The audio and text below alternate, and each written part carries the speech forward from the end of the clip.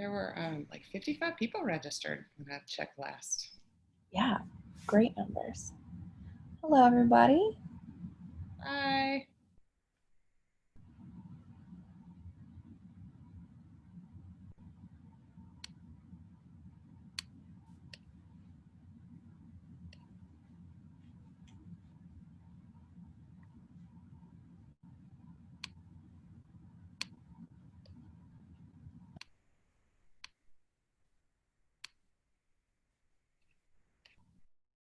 I see lots of friends on here. Hey, everybody. Say hello in the chat box. The chat box open? Yeah, there it is. Yep.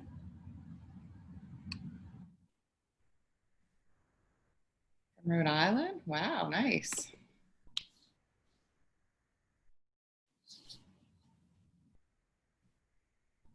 Happy Monday. Monday.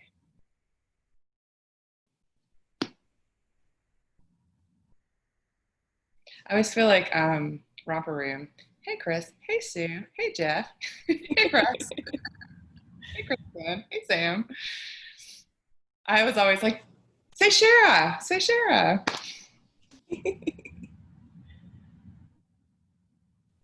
Hey, y'all. Actually, I'm gonna advance a slide while we're waiting on everybody. And if you would, after you say hello or as you're saying hello, I'll keep saying this over and over again. So sorry if it's annoying to everybody, but tell me what phase of business you are or how you describe yourself so that we have a good idea of who's on the call.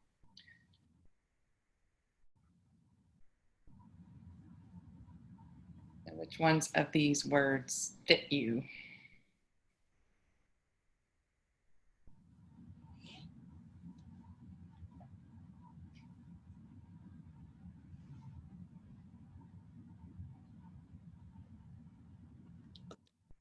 John Harwell.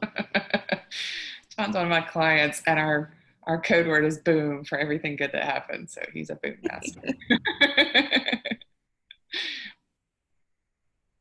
I love texts that say, boom, you were right.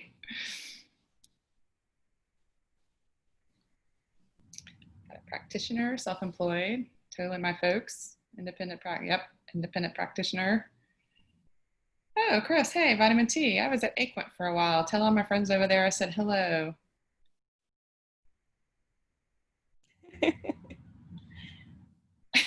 John, my favorite text message from John. Can I just call you to tell you were right?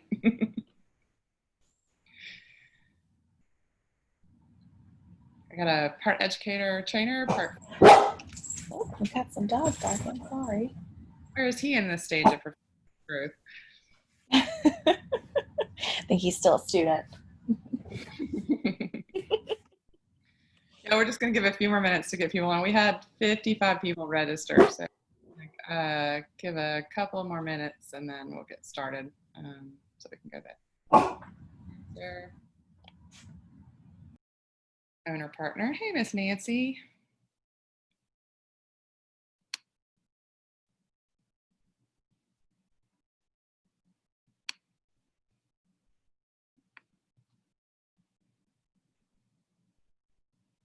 Hey, Joe. Joel, yay, hey. Katie, I went through my everybody I had on my phone yesterday, like, about this event. I've been so busy with portfolio review. For those that don't know, I'm also in charge of the portfolio. Katie and I are also doing the portfolio review this weekend with the students. And yep. So, oh, wow, Russ, I didn't realize you guys were 21. That is amazing. Yeah, Jello shots for sure. Russ is at an amazing ID shop here in town.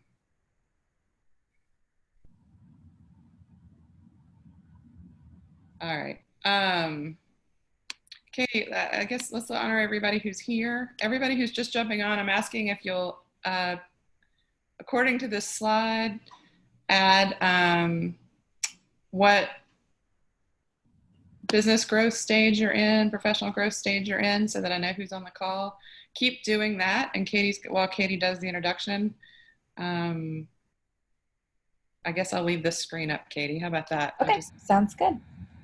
Hello, everybody, and thank you for joining us today for our third webinar in our Designer's Business Guide webinar series.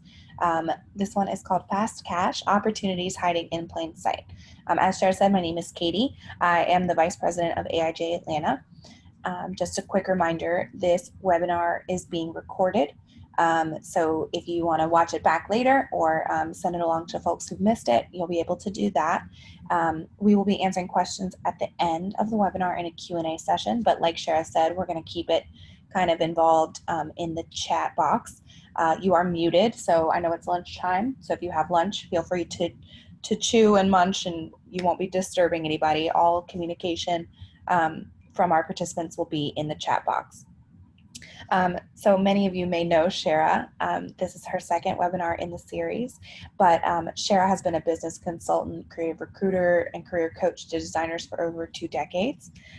She reluctantly became an entrepreneur out of necessity in 2001, which is just a show of her resilience and how she turns challenges into opportunities.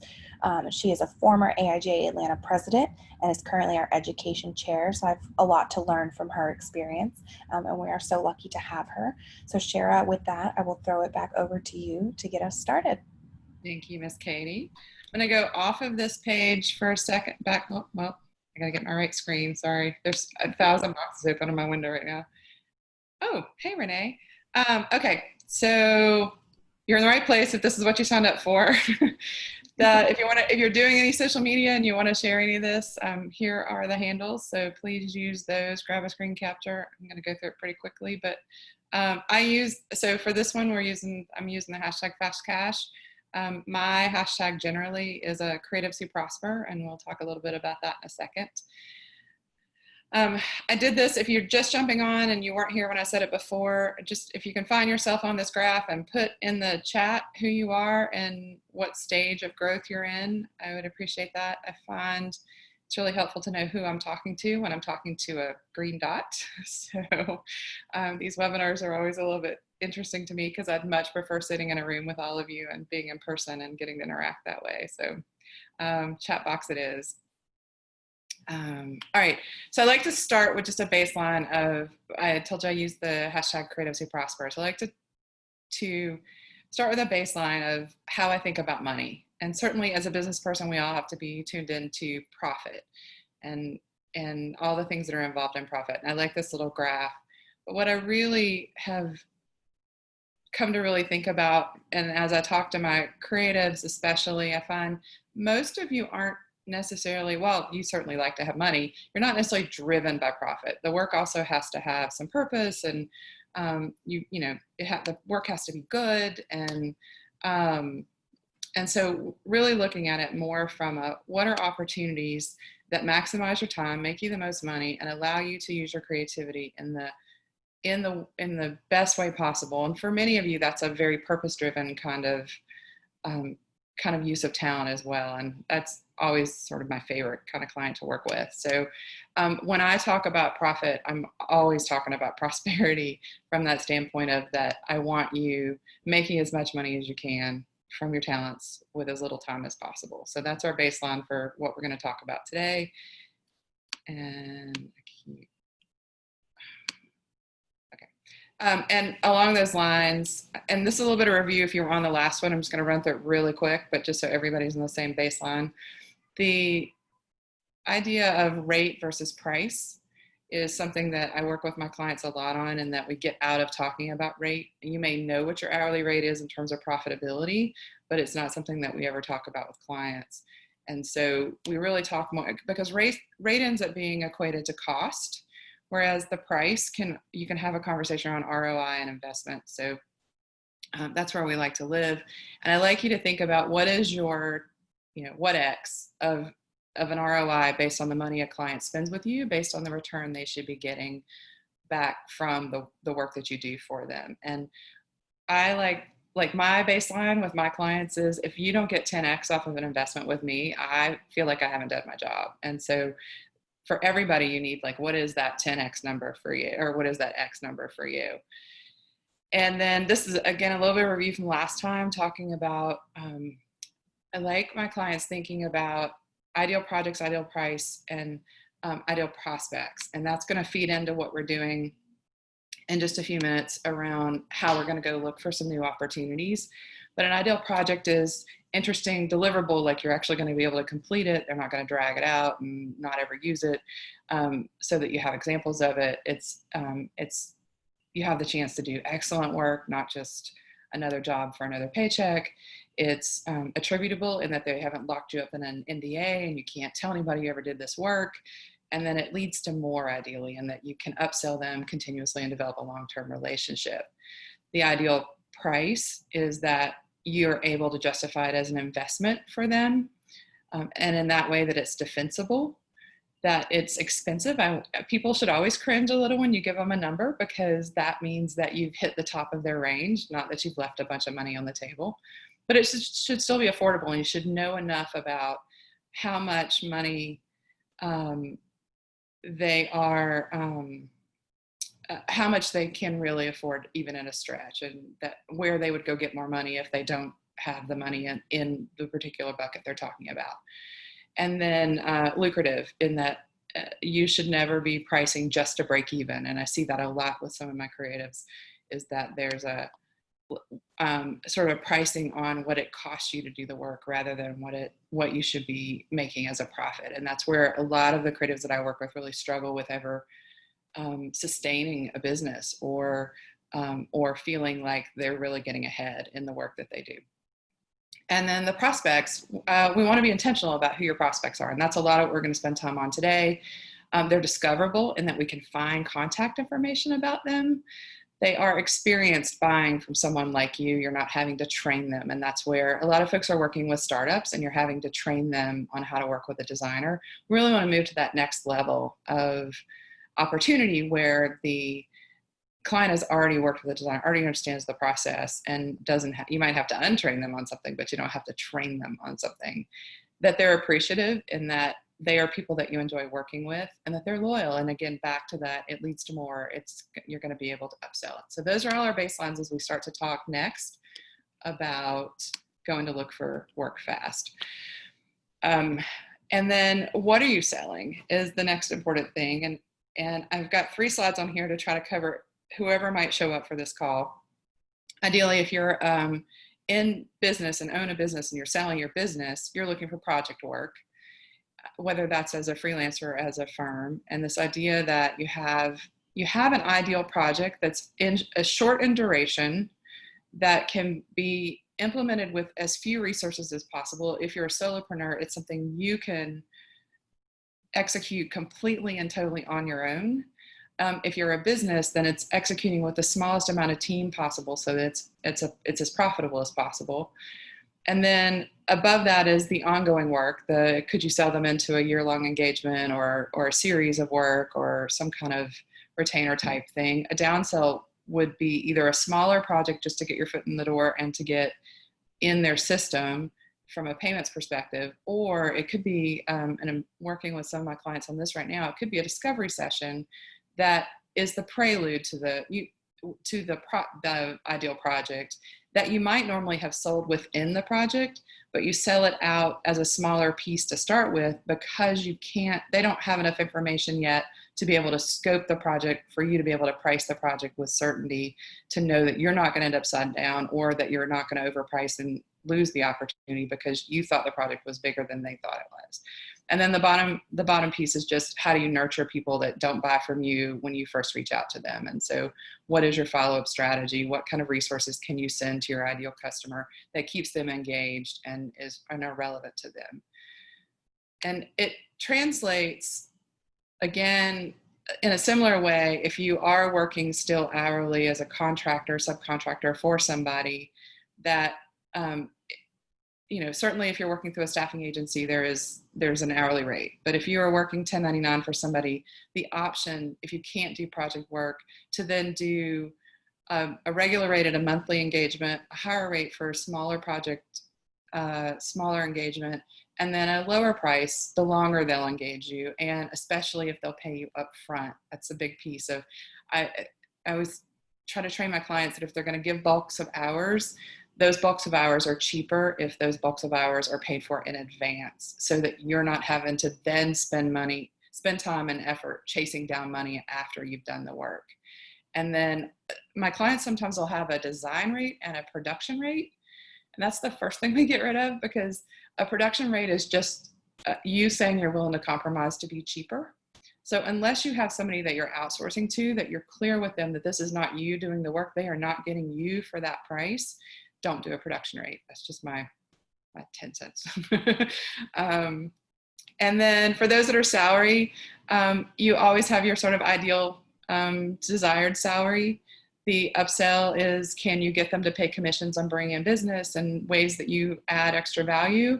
Downsell would be if they can't hit your desired salary, then what else can you negotiate? So is that time off? Is that education? Is that conferences? Is that flex hours? Is that work from home? Whatever that looks like for you, knowing that you have those kinds of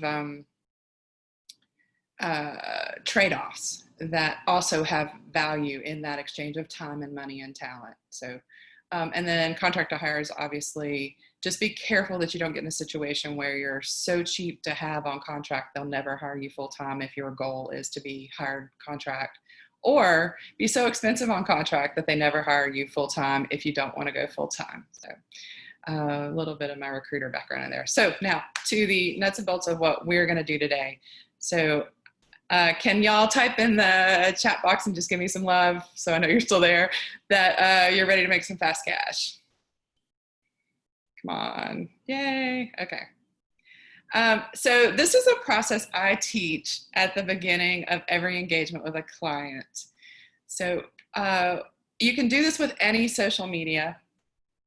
I am doing this particularly with LinkedIn because that's usually where we start, and that's where you keep most of your business engagements. But I have a brand new client that is doing most of her work on Instagram. And so what she's doing then is going, looking at who she's following and who her followers are. Show you the money. Yes, Sam Teague, show you the money.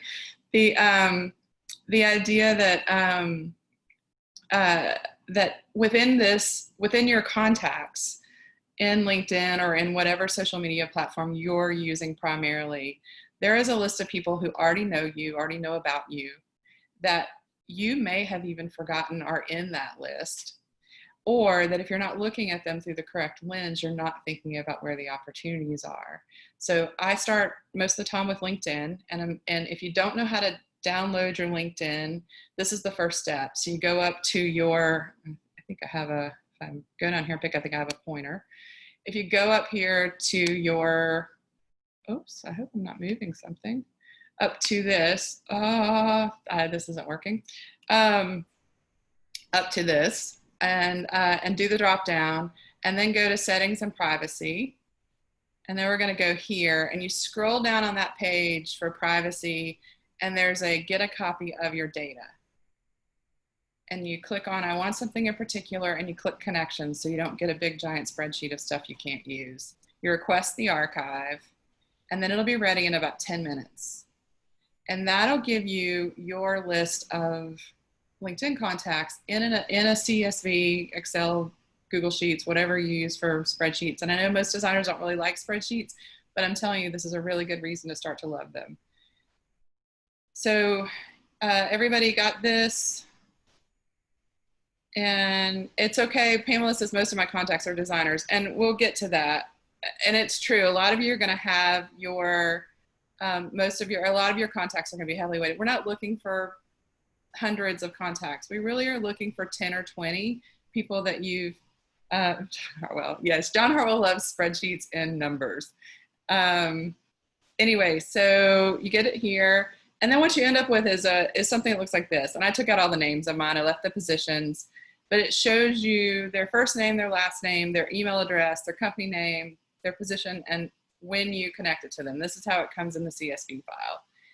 LinkedIn used to give you their email addresses if they were in there. And with all the GDPR, they stopped doing that. So occasionally you'll see an email address in there if someone has very intentionally made their email address available to you in this kind of download. If they did not, that information is still, oh, and I didn't do a screen capture of that. I'll pull up LinkedIn and show you. But in LinkedIn, you can still go under their contact information and manually get it. So, so that field needs to stay there, but it's typically, for most of you, when you download it, going to be disappointingly blank. I luckily downloaded my list right before the GDPR stuff went in, and have, for all of my old contacts, had it, but it's just so you can't spam people, and you're probably glad it's gone. For you, not for you as a salesperson, but for you. And this is what I do to the spreadsheet. Once I download it with my clients, is we add a place for their LinkedIn URL, a place for their phone number. I like to add a place for their state location in case you're within your niche, you're dealing with people that are outside of the area. If you really only want to work with people in Atlanta and want to, you want to narrow that down to cities and states, then you can do that as well. But for the most part, state is good enough. And then I've got so many little open screens. I think it's the next slide.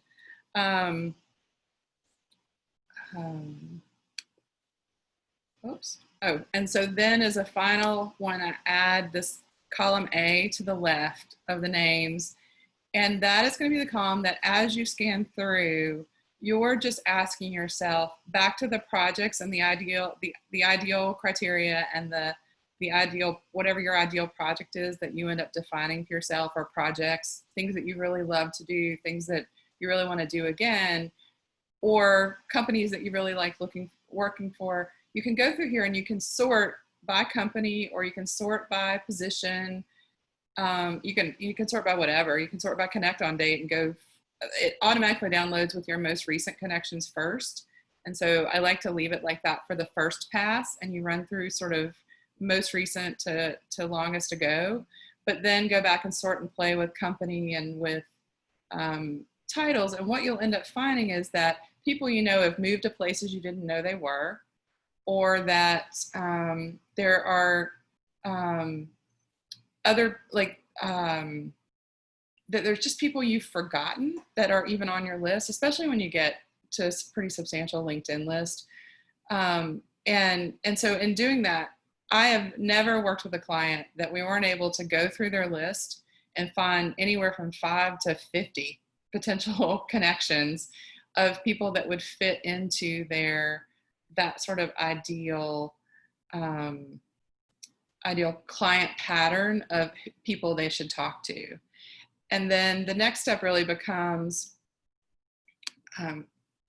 you're just reviewing it and analyzing, and the questions you're asking yourself once you've looked at who's there, then you start thinking about there's tons of people all of us have on LinkedIn, or that we know that we don't end up having on LinkedIn.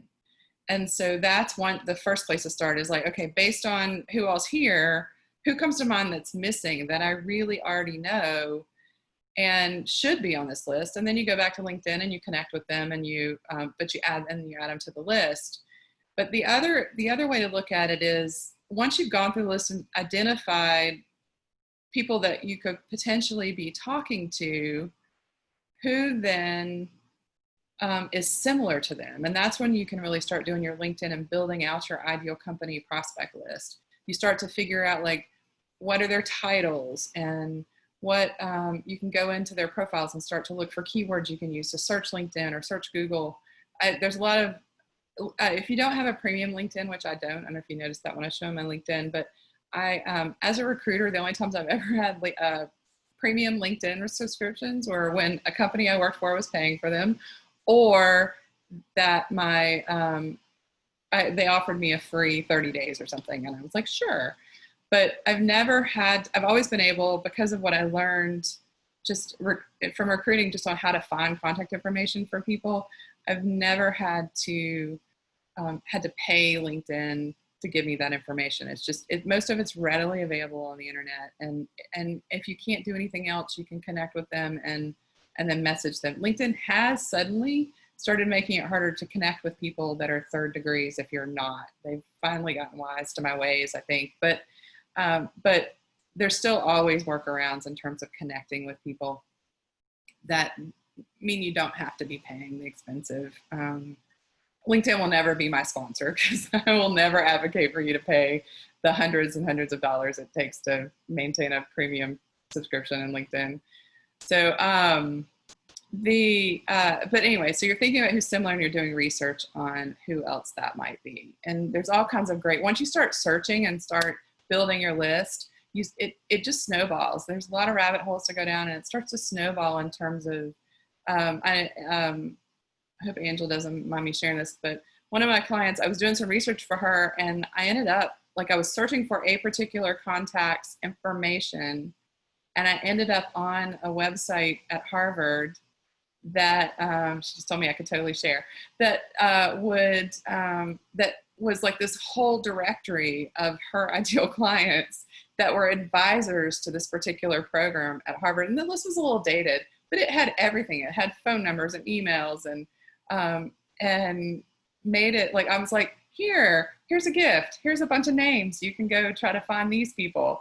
And so when you start doing the search for somebody similar, using the titles, using the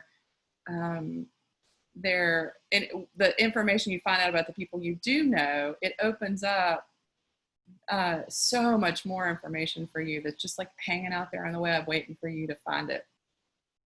Angela also is really good at searching, and she'd only given me 5 names to find, but I think within an hour I had found phone numbers for all 5 people, because it's just, that information is there. You just have to know how to poke around at it and find it.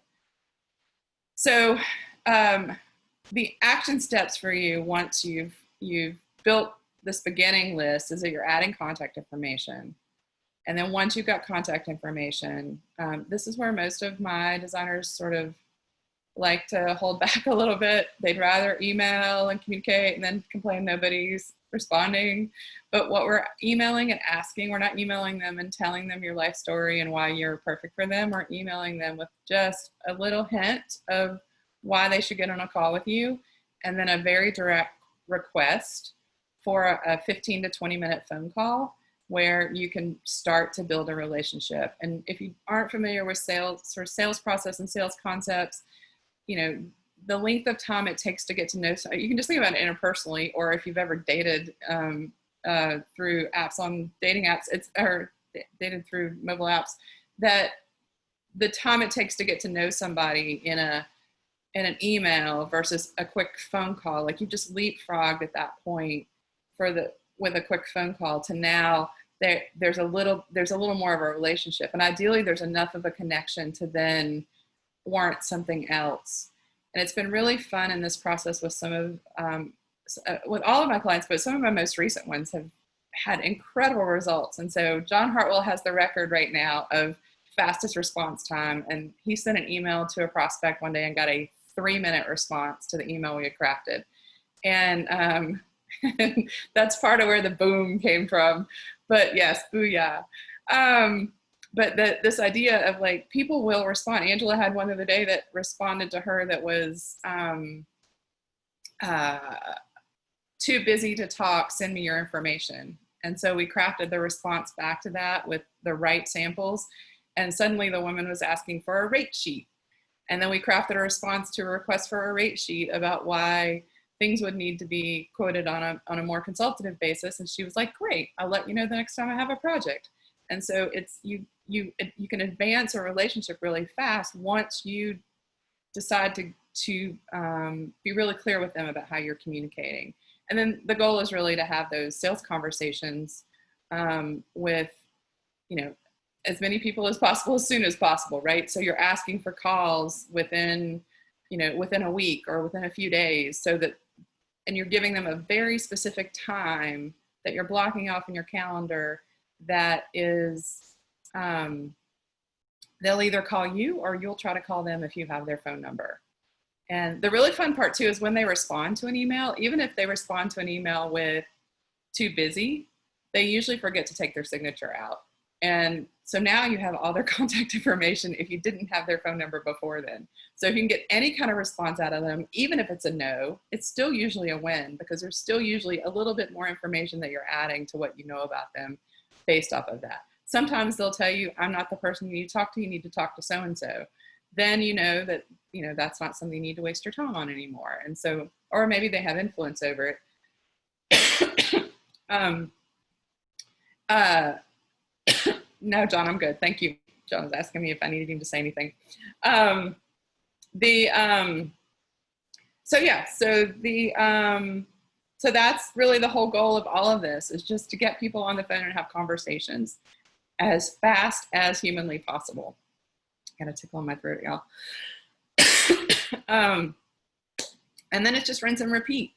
And I recommend that you download your list quarterly. And I mean, obviously you're going to start to put it in a database if you don't already have one, some kind of CRM system, but at least download it quarterly to get who's come in new off of the top, so that you're aware of who it is you're connecting with. So, but it's really, if you do this quarterly and remind yourself of who's in your database, and you can do this even if you have a database. Sometimes the databases, the CRM databases, are clunky to look at in list view. And if they are, then just export to a CSV in that, and give yourself that ability to scan everybody in a quick search, rather than trying to go one by one through your CRM system, if you have one of those. But it gives you a way to, obviously people who already know you are going to be the fastest sell. And then the people that know them are the next fastest sell. And so we want to be able to, when we start to look for adding people into who your contacts are, or who you're going to reach out to, we start to prioritize really around who's most ideal in terms of the kind of projects, obviously the first priority. Then who do you know the best? Who would take your phone call? Who would answer a text message from you? I know one of my clients, you know, there were some of the people who were, maybe they were college friends, but now they're working at a place that that would be an ideal client for him. They're just not in the right position. So they're people he's able to text and get on a phone call with and ask questions. Or like, he found that one of his contacts had moved to another company that I knew for other reasons had gone through some changes, and he was able to get on the phone with her and get put into their, like, he's now in their vendor management system and getting projects, because he already had a client relationship with her, but she just moved somewhere new, and now he was able to step right into new work with a new client. But you want to be able to, again, the prioritization is, are they ideal? Are they, do you have contact information and access to them? And then next would be, does somebody you know really well have access to them that you could leverage that on? And when you start to do that, again, I've never done this process with somebody that I didn't find anywhere from 5 to 50 potential leads that give us something to start working off of and building that ideal client list. And almost every time I've done it, it's led to some kind of work. And back to that 10 times that I said, like, my goal always is, whatever somebody spends with me to do that process, that there's going to be a return on that pretty quickly, that we're able to go and find that amount of work as soon as possible. So, so yeah. So if you wanted some help, and then we'll get to Q&A, I'm just going to run through a few things about me and how I can help you if you want. I am starting a new group. It's going to officially start on July 6th. It's a 4-module group training. It's 6 group mentoring sessions. And then you get 2 individual, one at the beginning, one at the end, strategy sessions that equal about 40 minutes or 90 minutes of coaching. It's all done in group work. So my goal is to only have 12 people, and to try to make sure that there's no more than about 75 to 80% overlap. Less than that, hopefully ideal, in terms of ideal clients, right? So that you're not at risk of asking questions and exposing anything that would, you know, with a competitor, right? Like on some level, all designers are competitors. I took the niche slides out of here that I talked about last time, but my goal with working with anybody I work with is try to get you down to a narrow niche where you are, you're not competing with every other designer in town, that you know that your ideal client is so intentional and specialized that the chances of 1 in 12 people in a group with you would not be very large, that you would be competing for the same customers. And so just if you're interested in that, and we can have a conversation about it, but it's $2,500 pay in full or $675 a week for 4 weeks. The process is 6 weeks long, but it's 4 weeks of training and then some support as you're hopefully making. There's bonuses to if you join today or tomorrow. I'm doing a mentoring session on Wednesday at noon. That is, you can download your list and we can start finding you people to call immediately. And I can help you go through that and help you fill in some of the gaps. If you register for Friday, I'm doing a hyper accelerator next week, Monday through Thursday.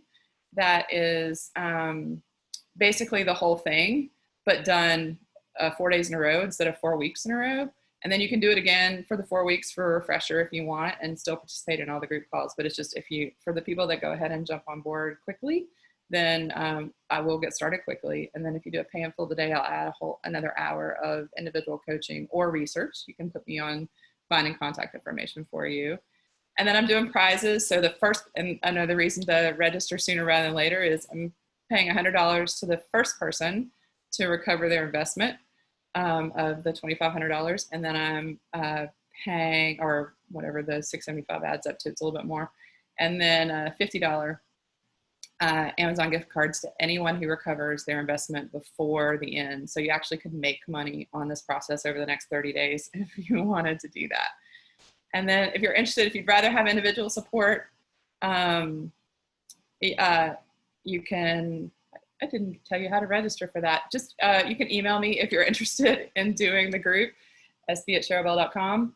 Or if you are interested in doing individual, then I'm happy to jump on a 20-minute phone call with you to go over that. So you can get the slides today at bit.ly SBC AIGA, and there's a checklist, and then there's also an option to get the slides and the checklist from the last one if you didn't get those and you want those. So and then that's Q&A. So anybody got questions? I made it in 12 minutes and 36 or 12 hours, an hour in 36 minutes. It's just 12:36. So anything you want me to go back to? Any questions you have?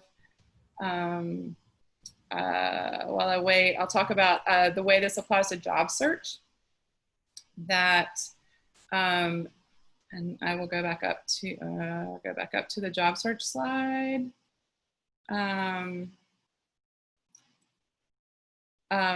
The way it's going to apply to job search is really the same thing. You're looking for companies that you want to work for, and you're looking for people with titles that you would want to work for, and you're using that to help you go out and find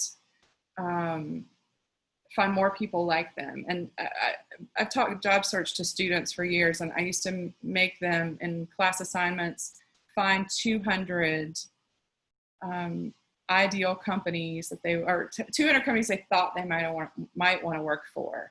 And then you narrow that down to 50 that you think you ideally would like to work for. And then you get it down to a top 20 that you're willing to put some time in doing some in-depth research. And then you're ranking them. And for practices, you can start at 10 or you can start at 20, but you're practicing the calls from the least ideal of those 10 that are still ideal to the most ideal, so that you practice on the ones that are a little less ideal, because there's a little bit of fumbling sometimes in your sales conversations to figure out what exactly to say, how exactly to position so that people are saying yes, or on your emails. The links to the other webinars I gave. Can you? Yeah, the other webinars will be up soon. We are currently adding a webinar section to our AIGA website. Yeah. Sorry, we were talking today and realized we hadn't done that for the last one. So, I lost Sherra, how much time per week would you say that people should be spending on researching and kind of combing through these lists and things like that in order to be successful with it? So the reality is, if you're not busy, you should spend every free moment that you have. If you're not at full capacity working, then every free moment you have, you should be selling, right? But generally speaking, minimally, if you're busy enough, but you'd like some more work, you need to be spending minimally about five hours a week on this. And I have a whole schedule I go over with clients around. Typically it's Mondays is planning and emails.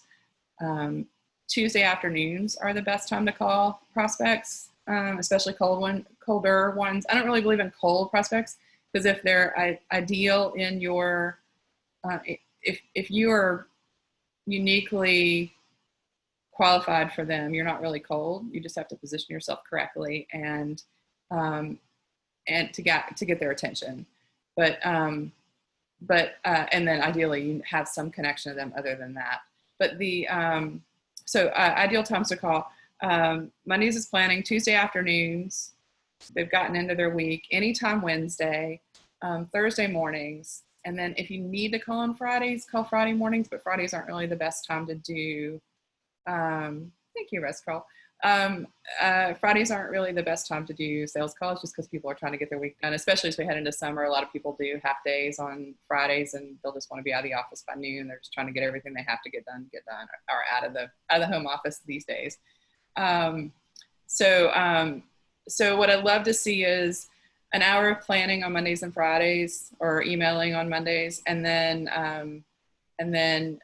scheduling those calls that you're requesting people to call you back at certain times on Tuesdays and Wednesdays and Thursdays. And it's not that you have to do it all day. It's just you can use any time during the day on Wednesday. And the goal is to try to give, as you go through somebody not responding, that you give them different times of the day and different days of the week as options. And so you're noting about them that the first call you offered is a Tuesday at 10 a.m. and the next call you offer is a Wednesday at 9 or at I don't know, noon, and then but you sort of move, and Thursday then you're doing at 3 o'clock, right? And so you're sort of moving around in case to try to figure out when their best times of the days to be responsive are.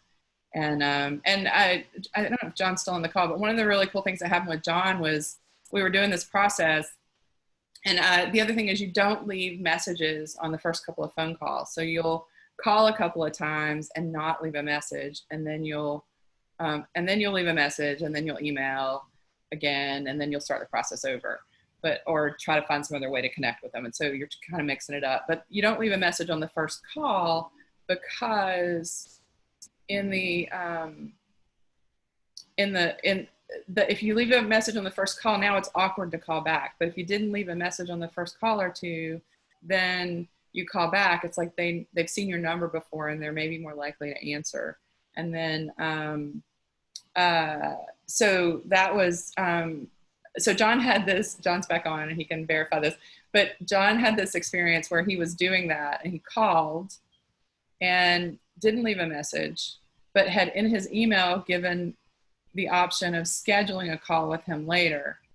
And he texted me, he's like, this is one of my "you're right" messages, that the guy, as soon as he called, the guy didn't answer his phone, but he went on to the scheduler and scheduled the call for later that week. And so John ended up on a sales call with him, even though he didn't answer his telephone call. And we have to assume that when they don't answer our call, that has nothing to do with us. If you assume it has anything to do with you, you'll make the mistake of not calling back and taking it personal when it's not. So Jeff asked about tips with building connections through LinkedIn. I like lots of great questions here, Jeff. I'm not a big fan of cold. Like, how are you in terms of, do you mind getting cold, random connections through LinkedIn? I think the only way that LinkedIn works is if it is specific enough that you are,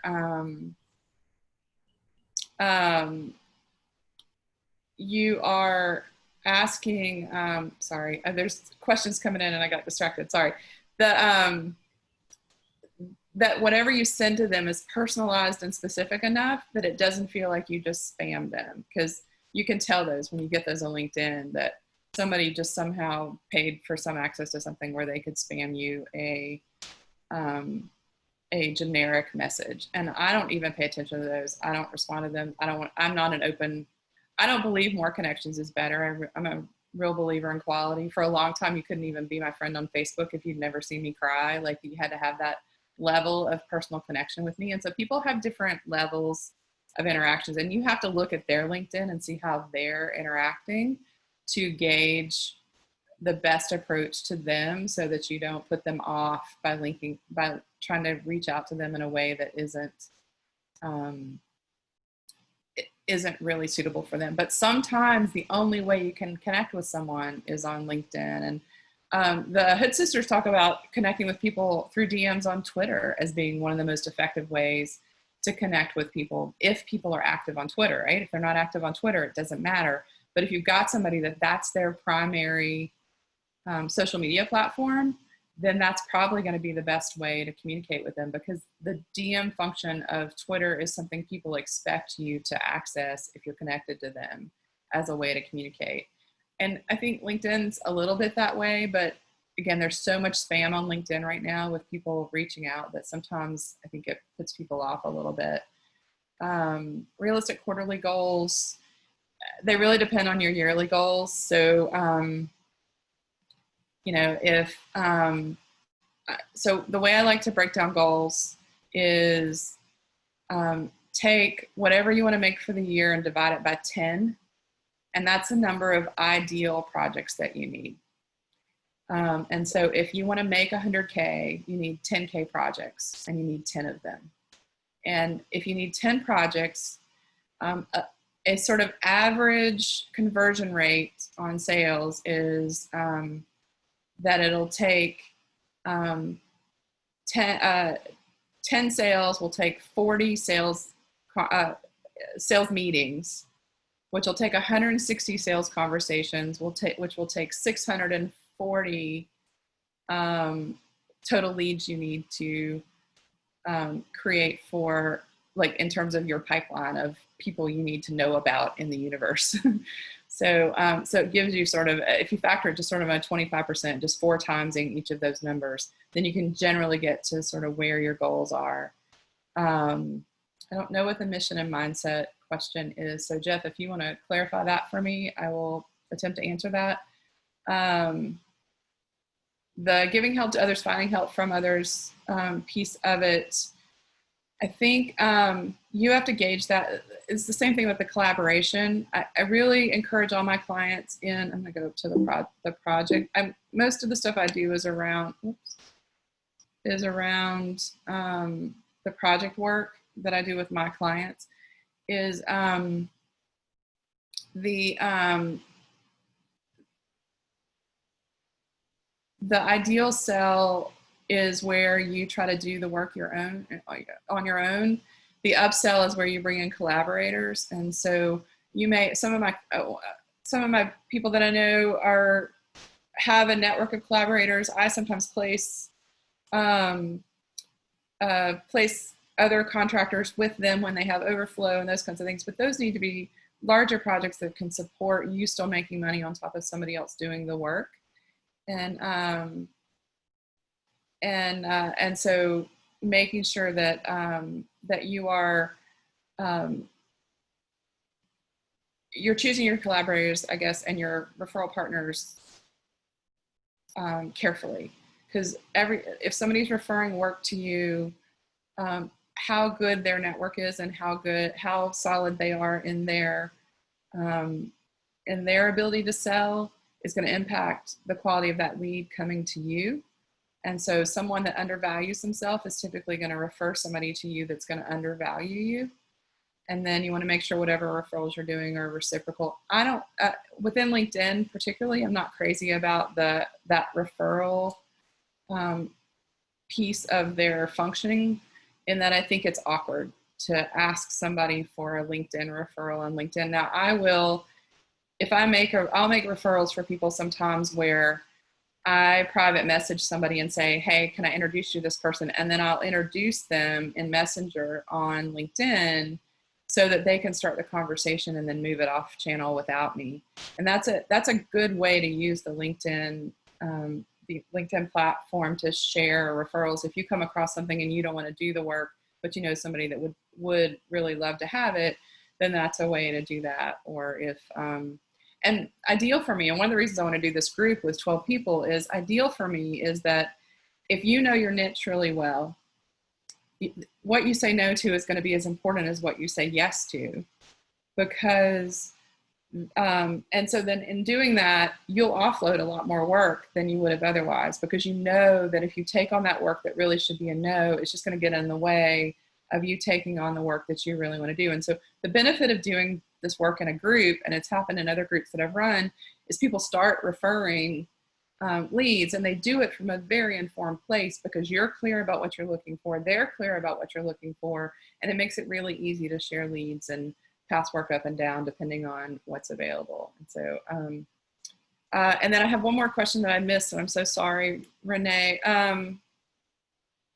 Any thoughts about how this process is different during current times? So the worst belief you can have right now is that there's no work out there.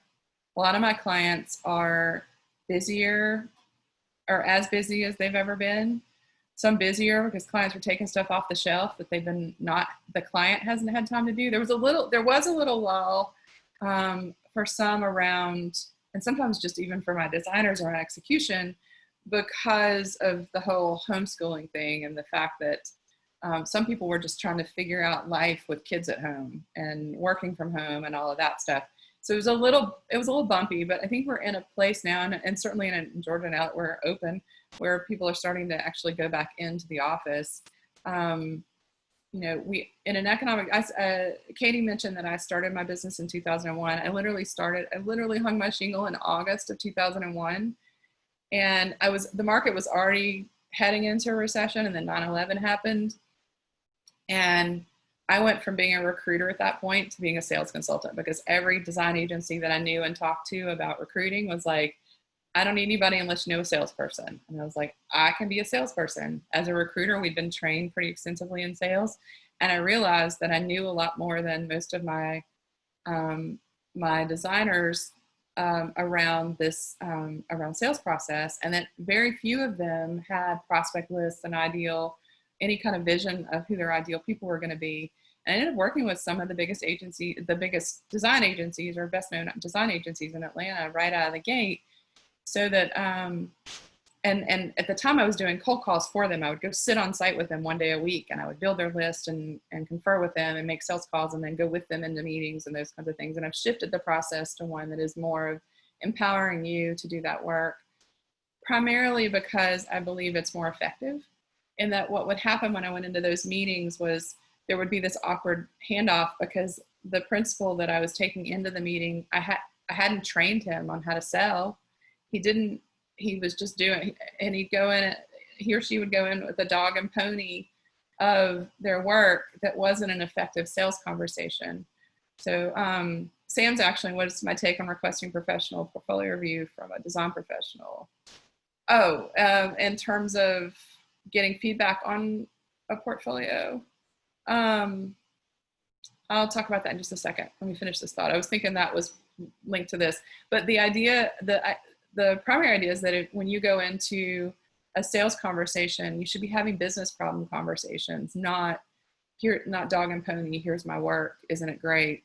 Don't you want to hire me? You're not in a power position from the dog and pony. Don't you want to hire me? You're in a power position when you've asked them really thoughtful questions about their business, and they've begun to realize that you are somebody who understands their business, understands what they're up against, and can take them to places that they can't even yet imagine going, rather than just someone who does really beautiful work and could make their work beautiful.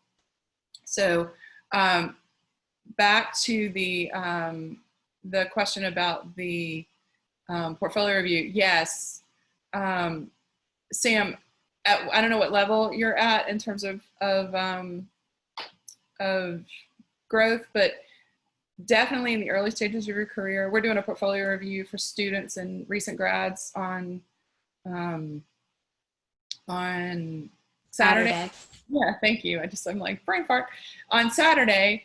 And then, oh, great, Sam. So yes, so absolutely, as a student or a recent grad, the best time in the world to go to a professional, and I call them informational interviews, and they're actually the exact same thing as the sales conversation for a professional. Like, really, this stuff scales across your whole career, in that asking business questions about why the designers you're talking with, it's not really a portfolio review in that you're asking them for tons of feedback on your work, but you're asking them about their path and their career and trying to figure out how they got to where they're going, and then getting a few critical pieces. But it's not like taking 10 pieces of your work in and spreading it out and going, okay, critique me. I think that is probably one of the most detrimental habits we get into as design students. That one completely undermines confidence, because everybody's going to have a different opinion, and it's really hard. Like, you can take it in, but ultimately you have to filter it for yourself and do what you think is right for the audience that you want to serve. Because at the end of the day, what you do isn't as important as is what you do relevant to the person that's going to pay you money to do it. And so getting random opinions about your work will just confuse you. Getting very specific opinions from people who are doing the work you want to be doing, both about your work and about who you as a person need to become and what you need to learn and what you need to know in order to do that kind of work long term, is really the more important conversation. And then within the sales conversations, it's the exact same idea from the standpoint of when you're in a conversation, when you're in a sales meeting with a client, that meeting is entirely about them. And if they want to know about you, they will ask you something specific about you. But if you make that entire meeting about them and you learning more about them and you being able to just interject your experience with clients that are similar to them and give them ideas that help them, then there's no dog and pony to be had. The best sales meetings are the ones where you can walk out and they didn't even ask to see your work, because the reality of it is that your work's on your portfolio typically, unless you're like one of my clients who's still working with a placeholder and making multiple six figures. But most of the time your work's up on your website, and they're able just to go see your work, and they've already seen your work before you come in. But you're just talking about specific case studies of things that they like. So we're at 12:55, probably time for one more question. If I missed yours, highlight it, because some flew past me really fast, so ask it again.